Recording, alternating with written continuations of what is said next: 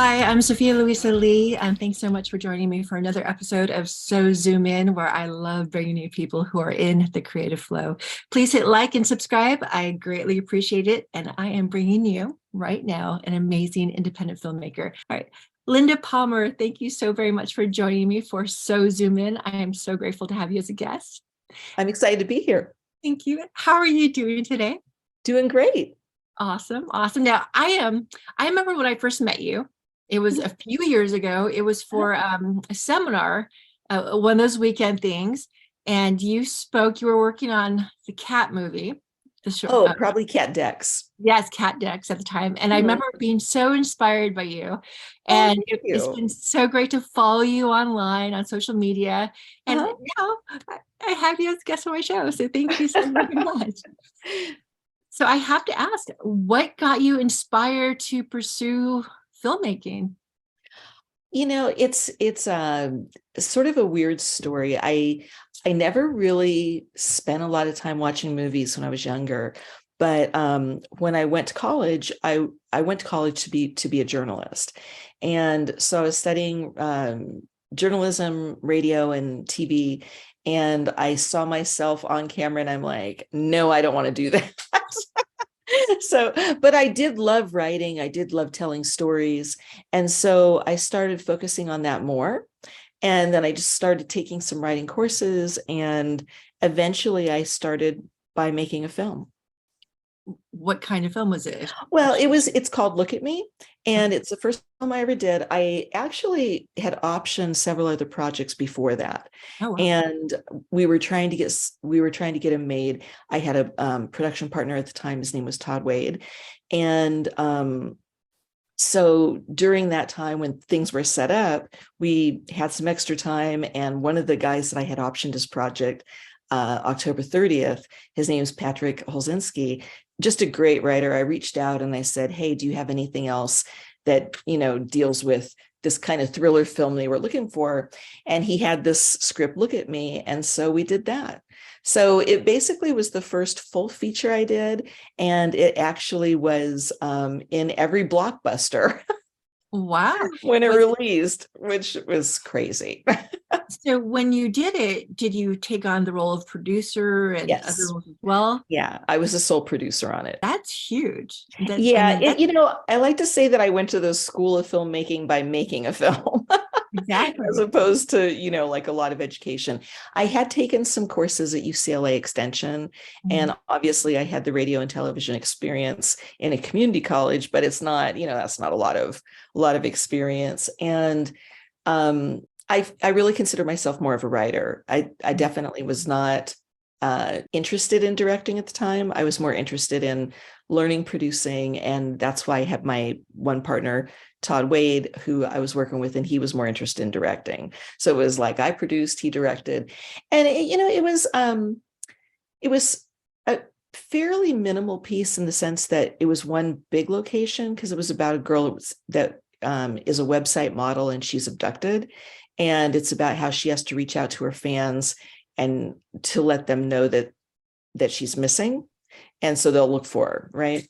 And so it was sort of loosely based on a story that had happened in the upstate New York area, where a guy had taken a couple of girls hostage and held them in his place. But so it was timely and everything, but it was also like a minimal location.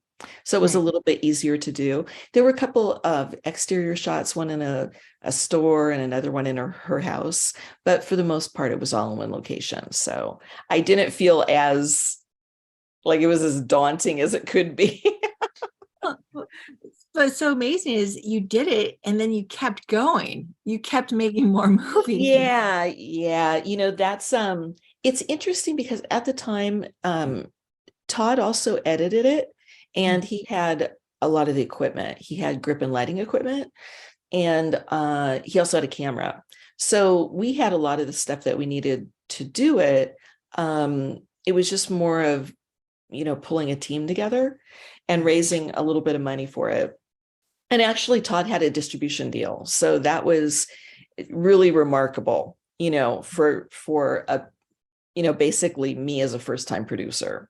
Right, so he had a distribution deal before the movie was made Uh, or during? kind of during the movie. He had worked with this distributor prior, and he knew that they were looking for this kind of stuff.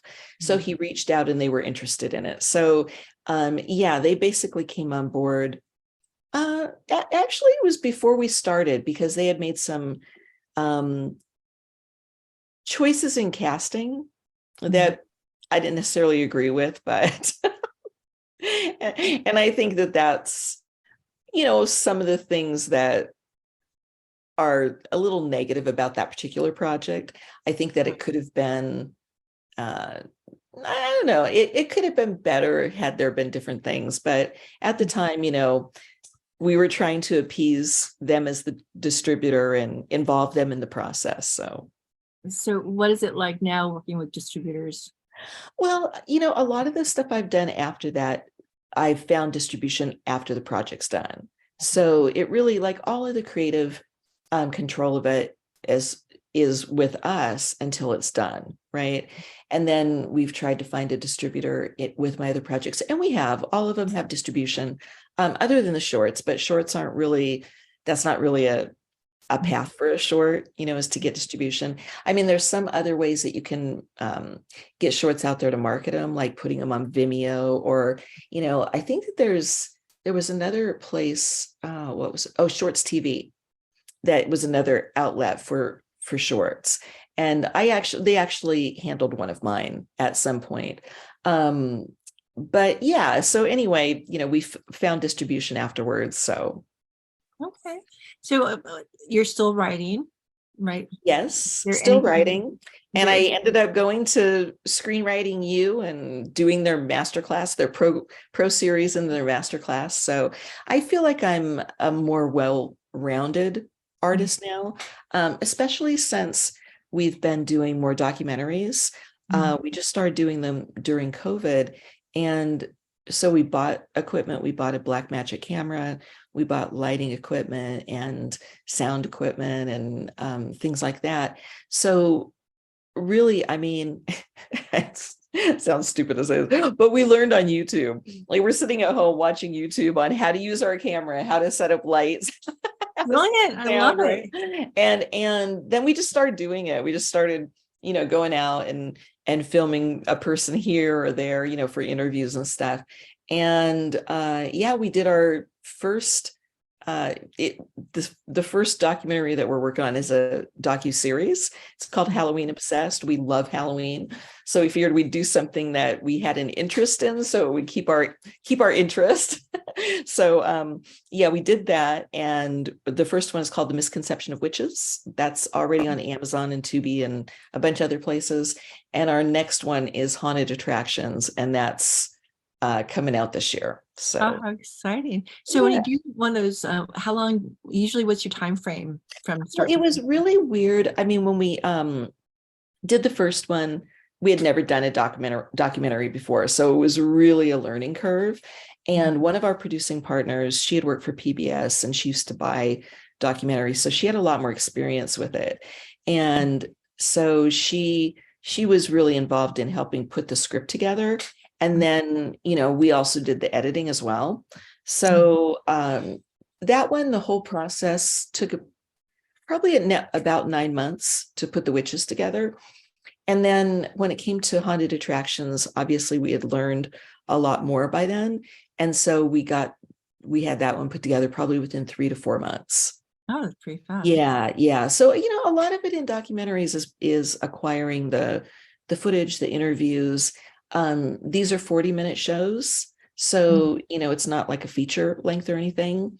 And they have a little bit of they're the same in the sense that they kind of have the same setup and the way the story's told, but each part of it is obviously different. The Witches is the story of 4 modern day witches, and it's very ethereal and really calming. And then the Haunted Attractions is really frenetic and lots of flashing lights and stuff like that, and fast moving, and so obviously it has a different feel, but they're all under that banner of Halloween Obsessed.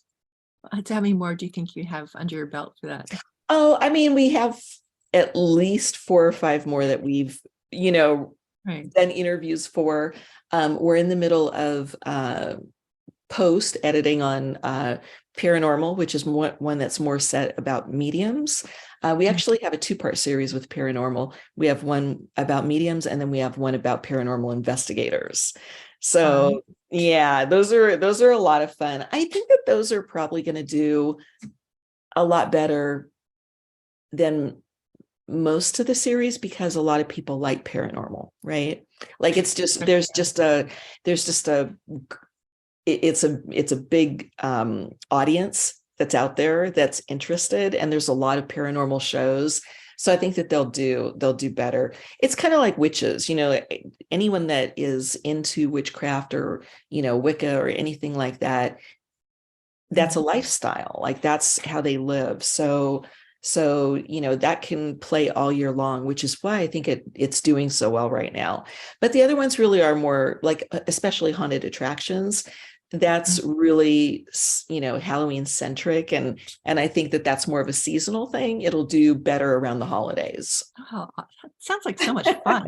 Now, do you do everything in post yourself, or do you send that out? Well, so yeah, like that's the thing about, when we started doing the documentaries, my husband, Mark, who's my production partner, he does a lot of the camera work when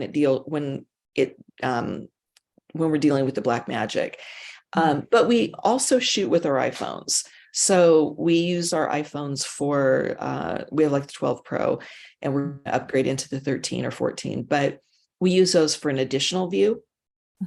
Right. So the black magic's our main view that we're using, and he's really familiar with it. And so he does that, and he does sound, and then I set up all the lighting and, come up with the questions and all that, and sort of work with the talent and really sort of design the location, work with the talent to, make it visually interesting. Cause that's another part of my career that I love, is being a production designer, working in the art department. So anyway, that's kind of what we bring to it. And then in editing, it was so funny because he's an engineer by trade. This isn't his industry. He's really in it because we do things together. Right. But he learns things really quick being an engineer. So he basically learned how to use Premiere and then taught me. And then, so I use it daily in editing, and then he'll forget how to use it because, that's not what he does. He learns it initially. And then after that, he's like, how'd you do that? I'm like, well, you showed me. So it's kind of funny, but we do the majority of the editing. And then he's also like gotten into learning some very minimal VFX. So he does some of that. And so anyway, through the show, we've become more well-rounded filmmakers. Nice. Which I think really anyone that's interested in directing or producing, having the ability to do a little bit of everything makes you a better filmmaker all around. I agree, especially when you have limited budget, Yeah. You really do have full control by doing everything yourself too, which is kind of nice. Yeah. And another thing that we did during COVID was, one of my really good friends, and she happens to be an actress and a producer. We worked together on Look at Me. It's Alina Madison, and she starred in that. And she had wanted to pull together a series with her and her daughter, based on sort of like helicopter mom stuff. So it's called LWL, Laugh with Lillian. And they're little short pieces, or maybe 5 minutes, but she wanted to write them and produce them and really do that project with her daughter. And so at the time, that's when we were first starting to, do the documentaries. And we thought, we can use the extra experience. And we decided to film on iPhones at the time. So just so that we can get more used to that. And also the main reason was, that way, if they went somewhere, they can use their phones to record, right? They can get used to the style, get used to the show. and she could go on and do it afterwards.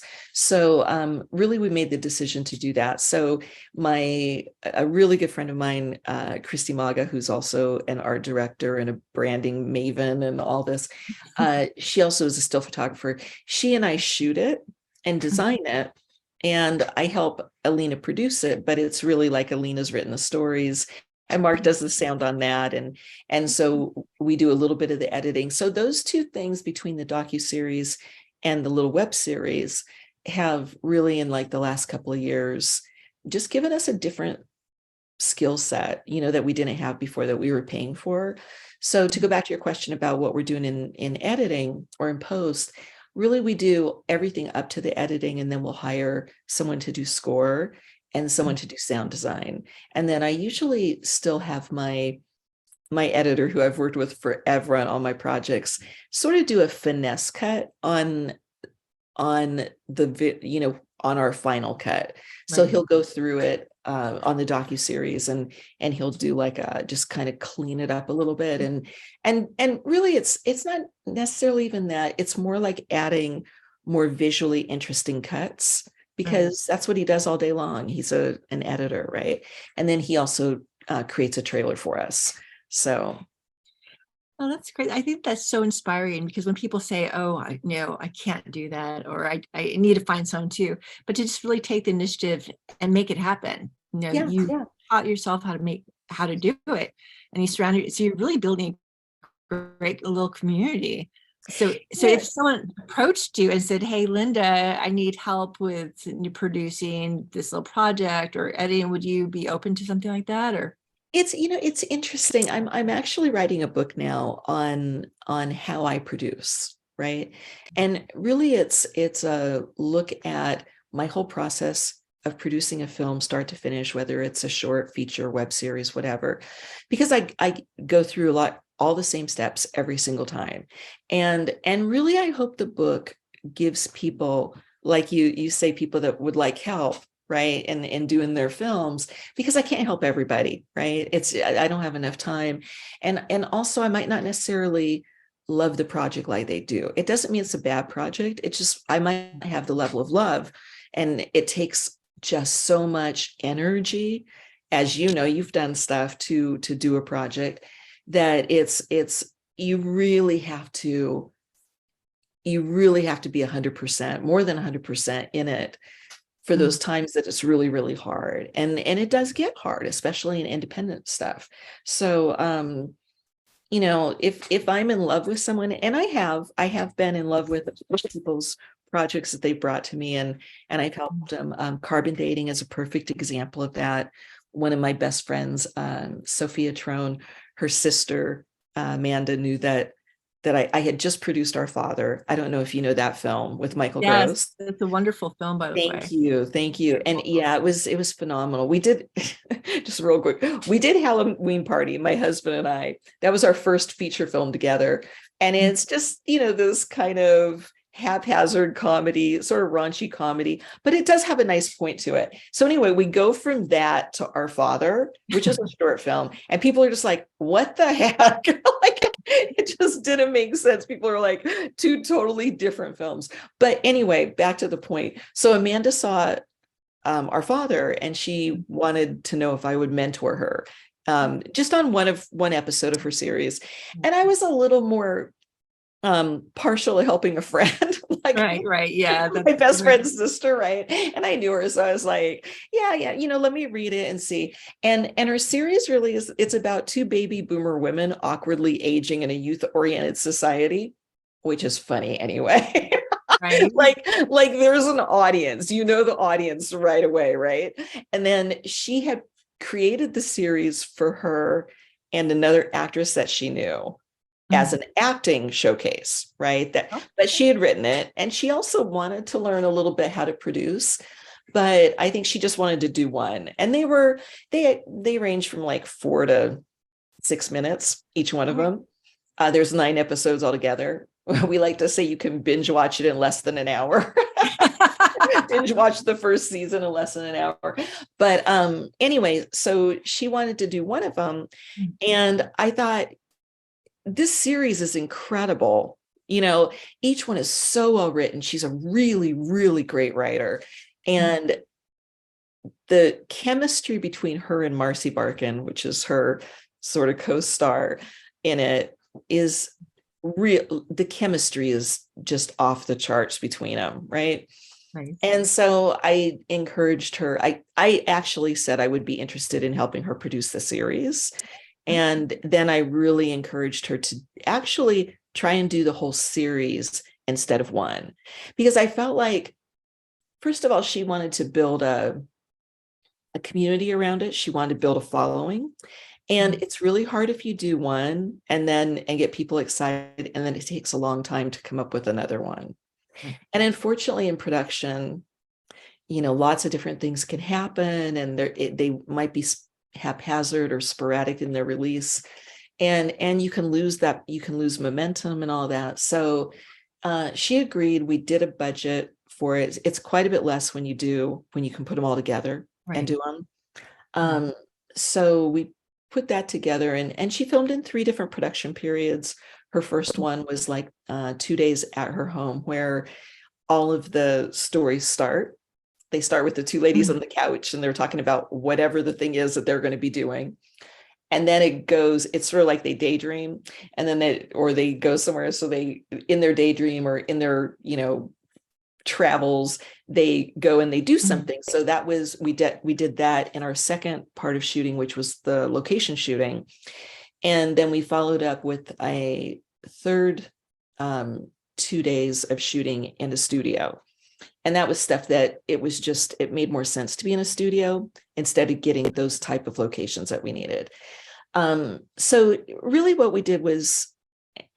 I did with her, and this is really what I would love to get across in the book, is when you break things up into smaller things, smaller goals, it's a lot easier to accomplish them. And starting out just filming the 2 of them on their couch.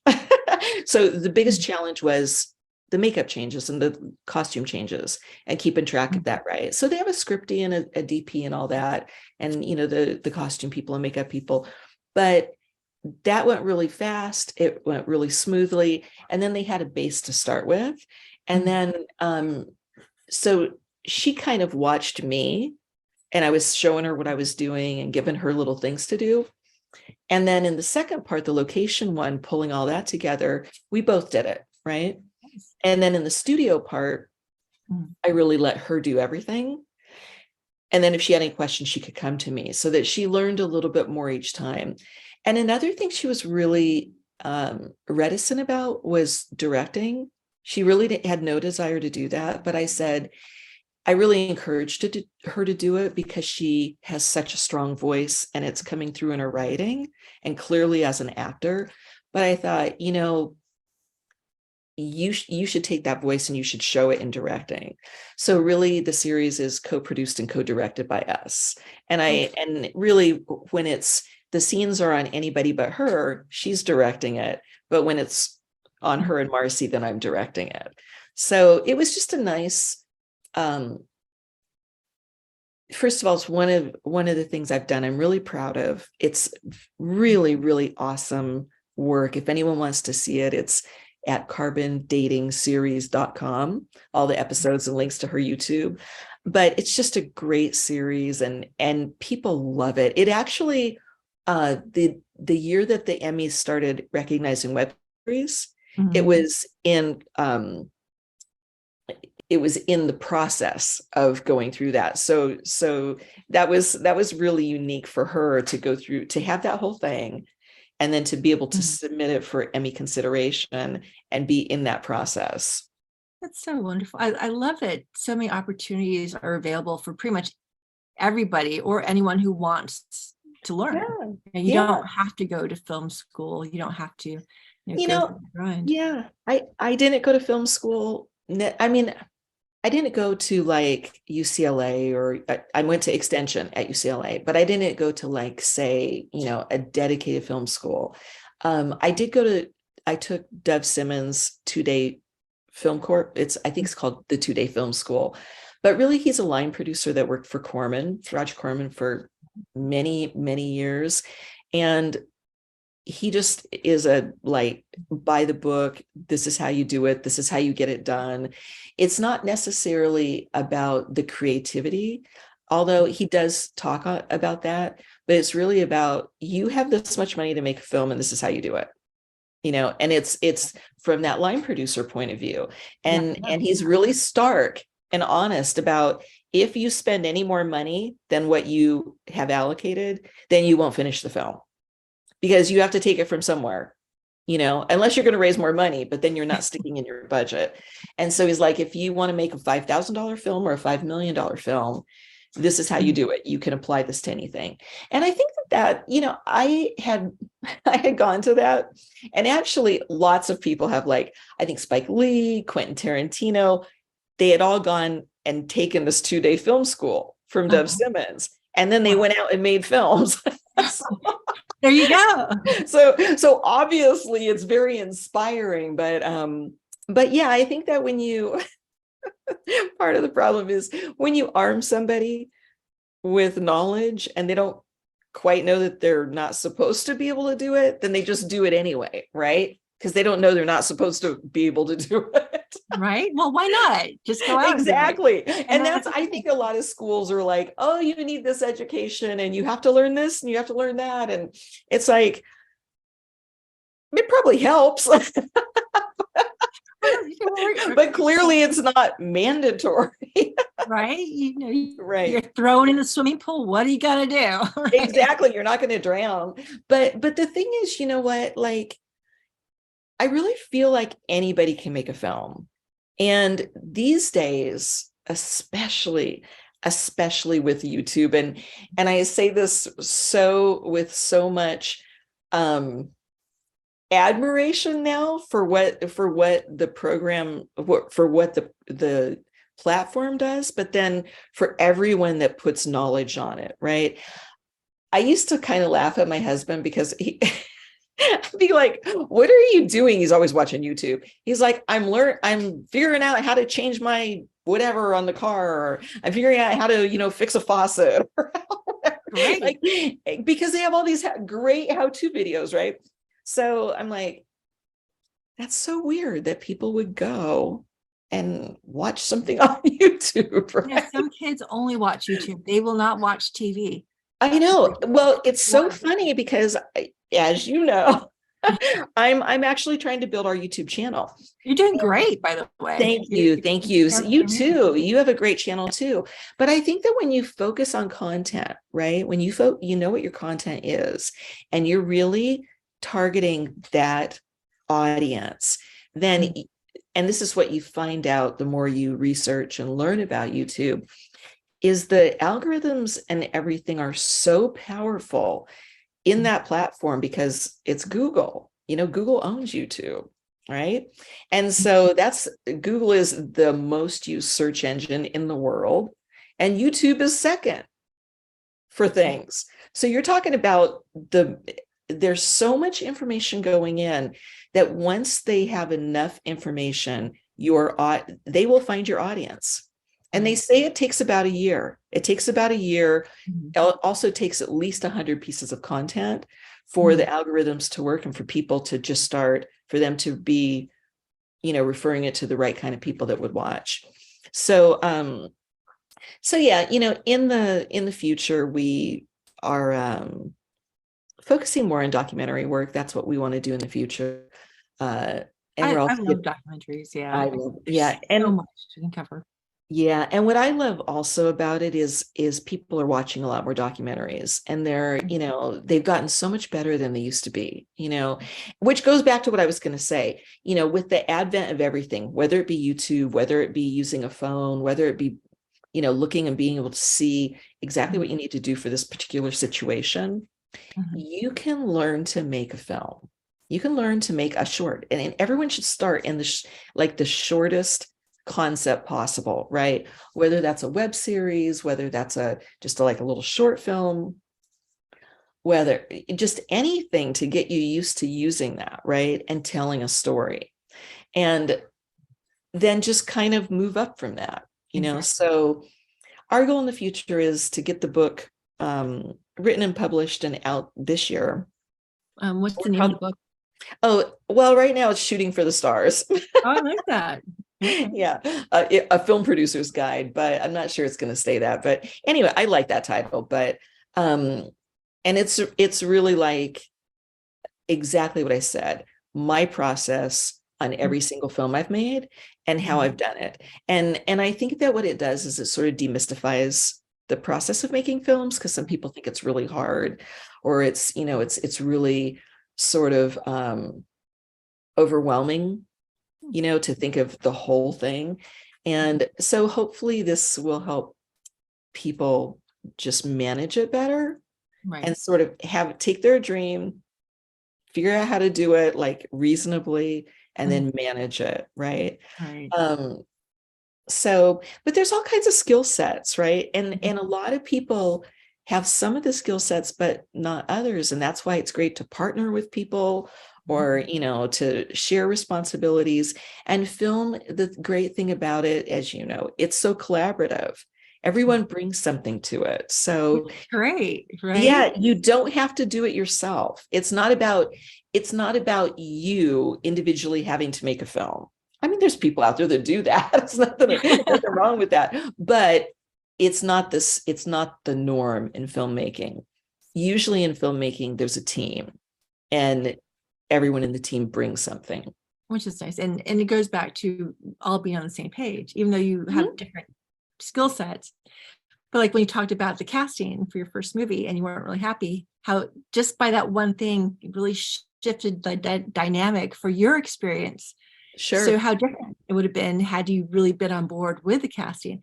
So I have to ask, what was it about the casting that didn't sit well with you? Well, in that particular film, and it's I'm not saying that it's wrong. I mean, this is all no, experience. and I mean, the film is what it is. We made it for hardly any money. It was really a learning experience, and it was a minimal location shoot. And and we made it like in the early 2000s. So it is what it is. But the casting problem I had was the guy that abducts the woman. I felt like it would be a lot scarier if he was better looking, like a Ted Bundy, where you could see that he could, manipulate a woman enough to control her and then get hold of her. And the distributor really wanted someone that really looked scarier, right? Really looked more villainous, right? And so we went with their choice of the person to do that.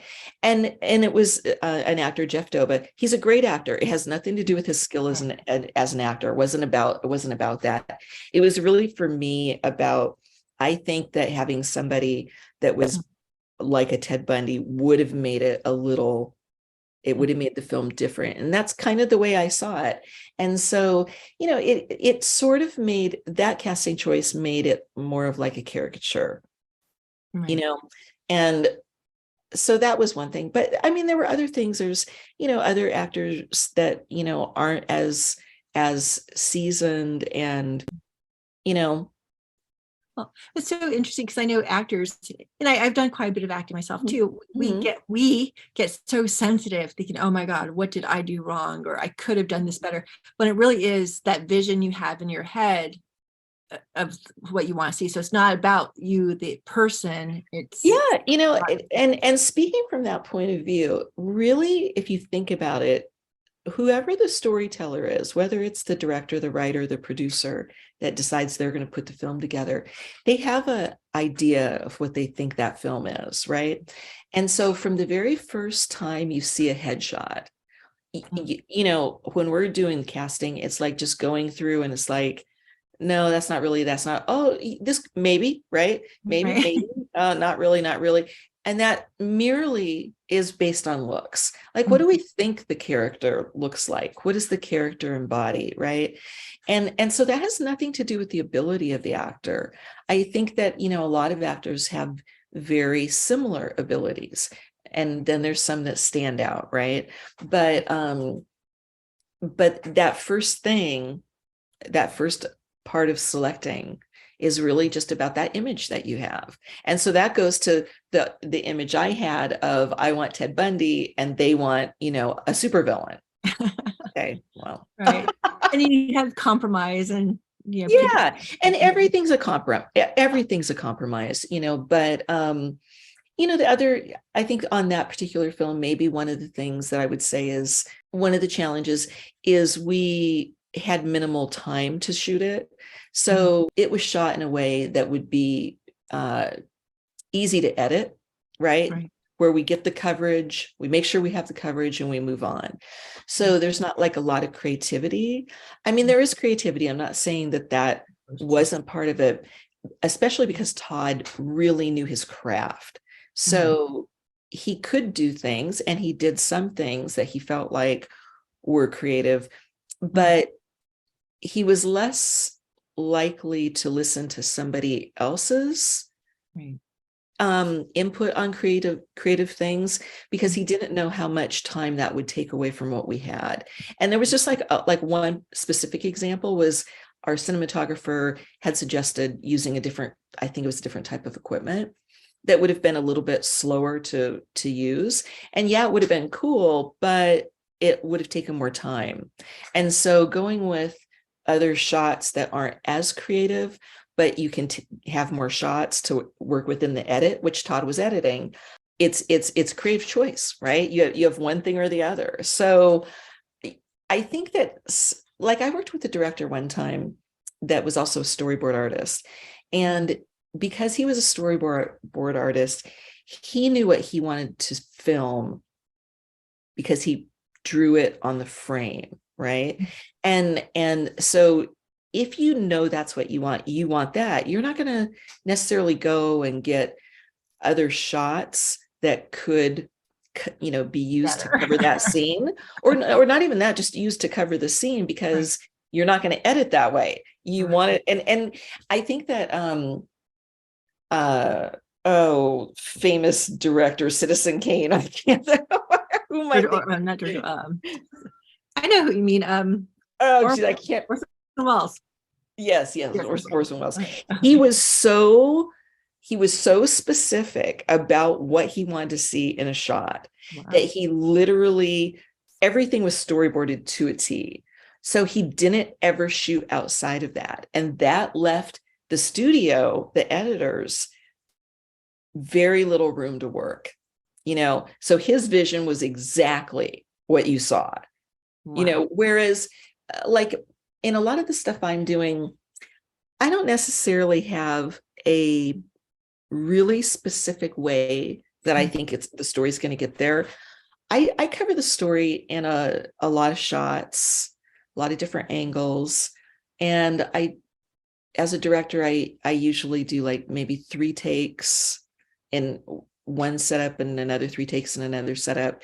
I don't do a lot of rehearsal because it's pretty low budget what I do. But I feel like by the time, like in any given scene, there's probably at least 9 takes, right? From 3 on each 3 different angles. So I feel like at some point in those, all that coverage, there's going to be a great performance, right? And I also let the actor, you know, sort of do what they like, you know, improv a little bit during some of those. And actually some of that has been really great material in our films. So that's just always worked for me. I really like that. I think that might have come from doing Halloween Party, because Halloween Party was a highly improv acted project. Yeah, we had a pretty basic script. It was like 70 pages and then a lot of improv. So we shot for 10 nights, did our edit, and then came back 3 months later and finished the other 3 days we needed, but also like some of the stuff that we had to pick up to like make it work because something was slightly off. Right. And I think, you know, working on something for my first feature that I was directing, where it was so loose and not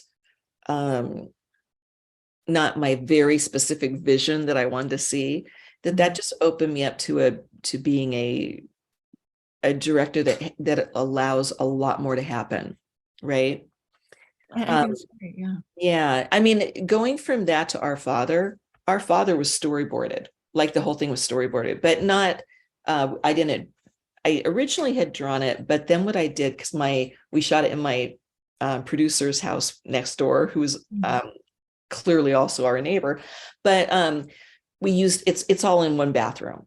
And so we went over and I basically took pictures in all the angles I wanted. So I knew what angles I wanted for the DP to see, whoever that was going to be. And so the storyboard was a photo board in a sense, right? And that was definitely a lot more specific to my vision, but I was still open to, say, my DP at the time was PJ Gaynard, and he had some great ideas about some really unique shots. And so we did them and they're fantastic shots.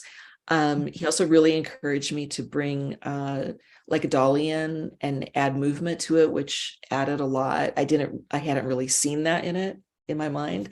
And well, there's some amazing angles in that movie. The camera shots are really amazing.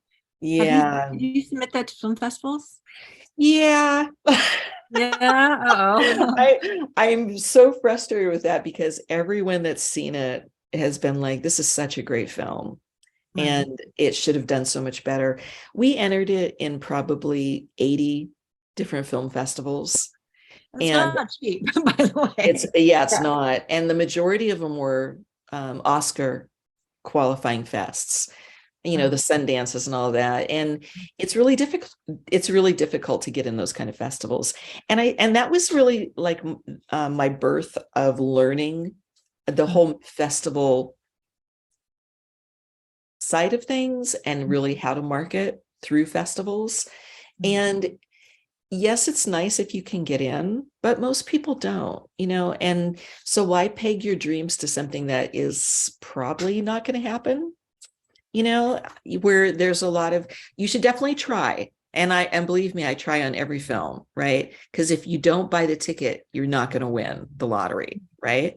So there's a couple, like there's probably 5 that I would try every time, just because you never know.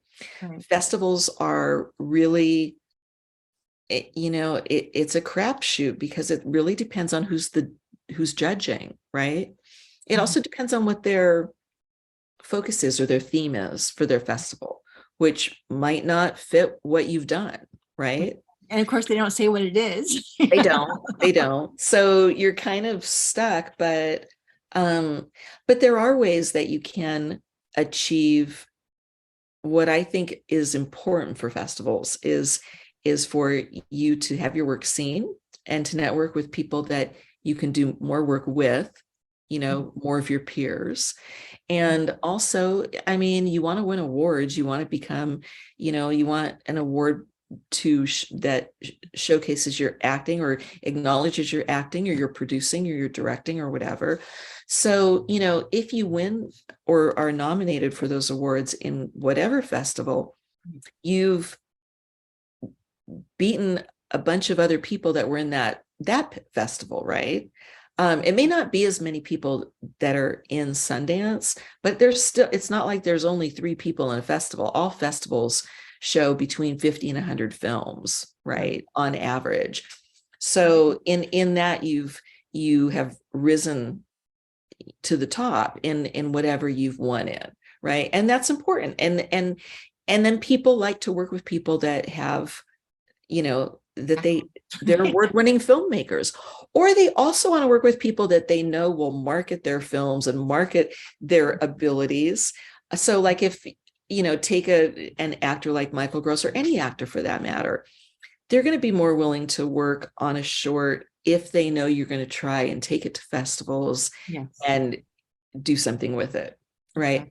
Not necessarily that they need to work on shorts, because they don't. I mean, they get plenty. But they want the jobs, they want the recognition. That's what they're doing it for. Yeah, really in Michael's case, working on that, he specifically came to that project because he had a personal experience taking care of a family member with dementia or Alzheimer's. And so he wanted to do it as a homage to his. It was brilliant. Yes, and he brought so much to it, and he was such a leader for the actors. Like, he was like the team captain as far as everyone. First of all, he raised the bar for everyone. Everyone wanted to work at his level.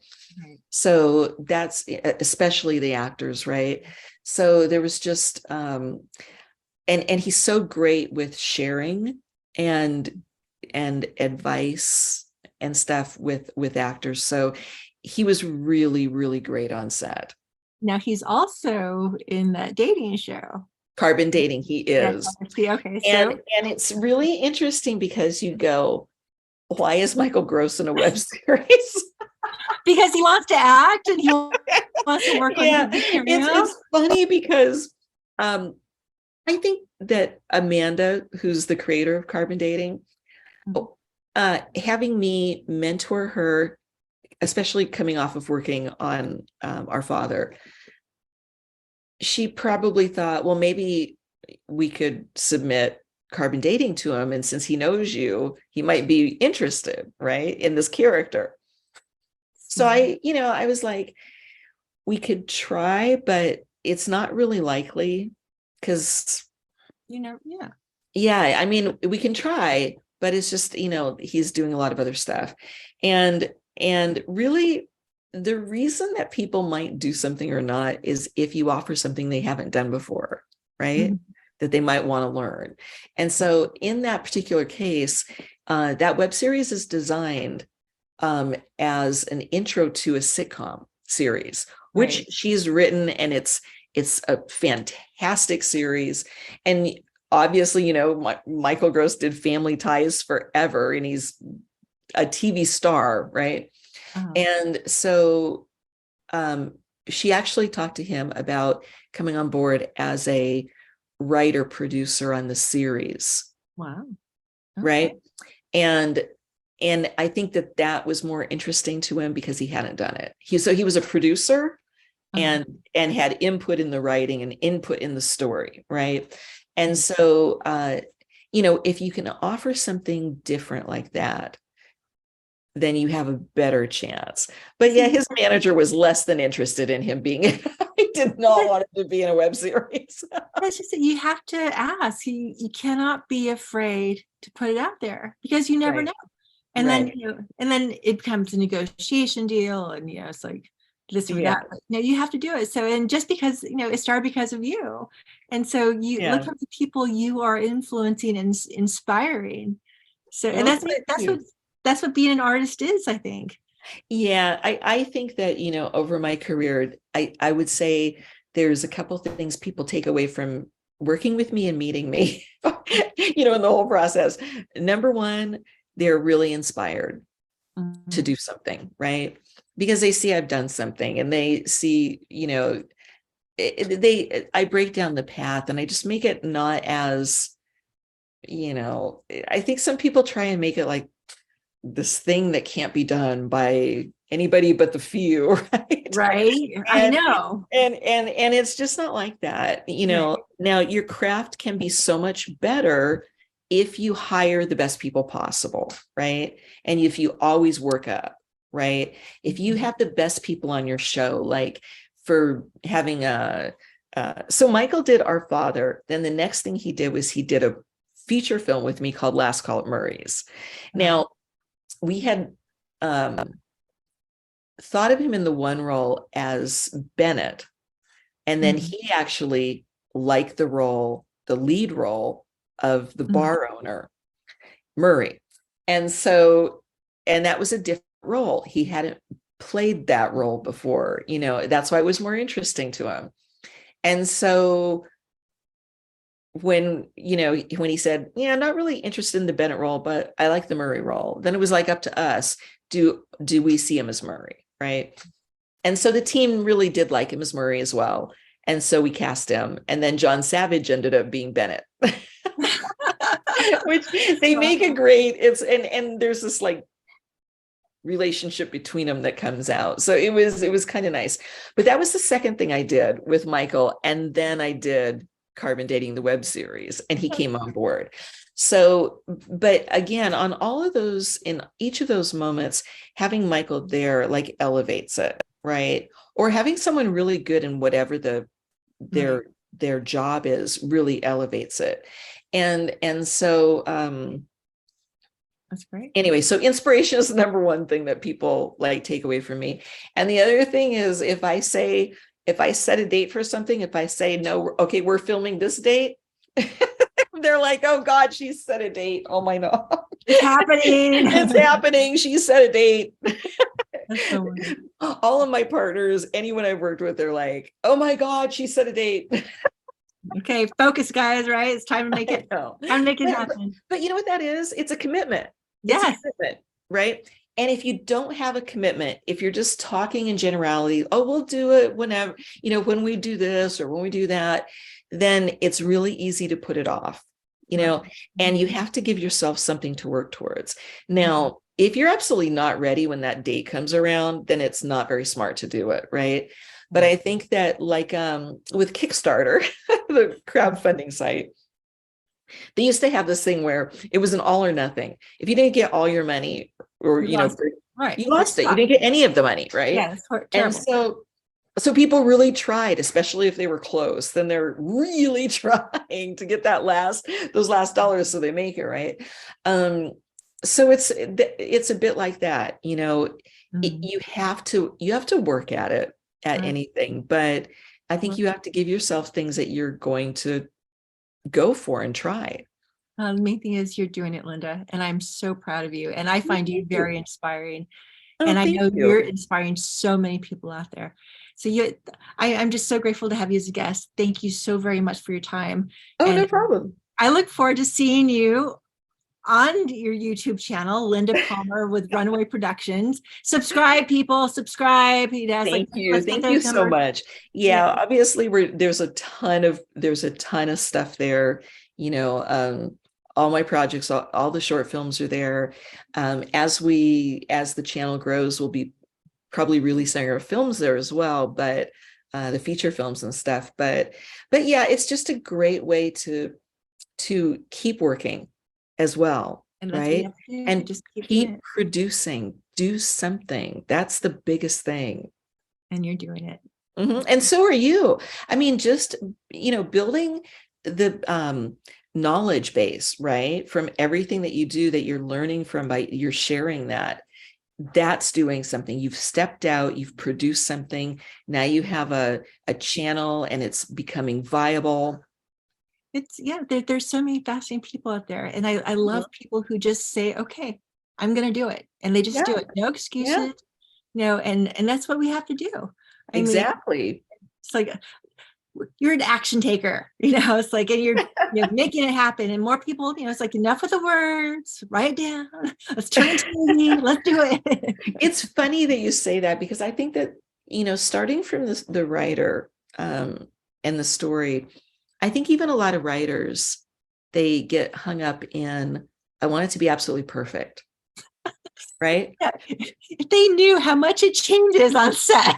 I know it never is what they think it is, but they want it to be perfect, and they use that for an excuse for them not to send it out, for them not to do it themselves, for them to, not send it to an agent or a manager or whatever. And a lot of times you just have to set a line and say, no, I'm doing it up to this point and I'm moving on. Now, if you feel like it could improve, enter contests, get some feedback, give it to some peers, in the industry that can give you some feedback, and do that. But don't keep doing that forever as well. Like, give yourself, okay, I'll enter a certain amount of contests, or I'll get a certain amount of feedback and then improve that way. So yeah, I think there's a lot of ways that people just are good at putting things off, right? Because they're afraid. Well, let's say you don't have to be afraid. You don't have to be afraid, because you know what? every single thing you do, you're moving forward to a better you of producing, a better you of writing, a better you of doing whatever it is. But you have to start somewhere. And back to that YouTube example, because some of the best YouTubers out there, they started, and the stuff that they first put on are crap. They say they're crap. They're like, that's the first things they did, but they improved because they knew they had to do at least 100 pieces of content, right? And if you do 100 pieces of content, you're going to get better. You're just going to get better every single time. So it's, you know, I just look at it like every single thing I've done. Well, Our Father's a little bit of a phenomenon in the sense that that's the second thing I did. And I think it's the best thing I've done. But yeah. I have done really, really good work after that. But that particular piece was a very compelling, based on a true story, involved phenomenal actors, a phenomenal team. It was like everything coming together, and it was all the best it could be, in my opinion. I think that for me, I strive for that every time. Okay, can I get back to that, right? Linda, thank you so much for your time. I look forward to seeing you again very soon. Thank you so much, Sophia. It was great to talk to you. Okay.